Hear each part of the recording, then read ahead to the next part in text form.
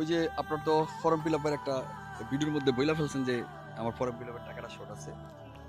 এই ভিডিওটা প্রবাসী এক ভাই দেখছে, দেখা ও আমাকে ফোন দিচ্ছে, ভাই যেই লোকটা বলছে টাকাটা শর্ট, ওর কি টাকাটা ম্যানেজ হয়েছে? আমি বলছি আমি তো খোঁজ নেই না, কেন তুমি কি টাকা দিতে চাও? তো ও আমার এলাকারই কাছের, এই জন্য তুমি করে বলছে। কইছে হ ভাই, আমি ওনার টাকাটা দিতে চাই, আপনি একটু খোঁজ নেন।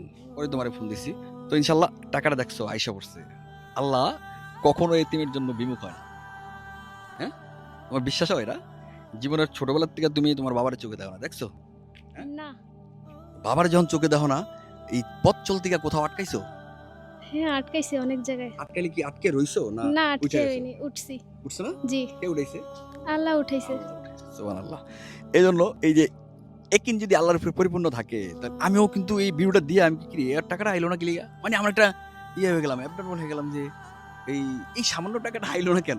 ঠিক আছে, কিন্তু পরে বুঝলাম যে হয়তো এটা সঠিক জায়গা দিয়ে পৌঁছে না, কিন্তু আল্লাহ ঠিক সঠিক টাইমেই ওটা পৌঁছে দিছে তোমার সঠিক জায়গায়। আজকে সকালবেলা ফোন আইয়া পড়ছে।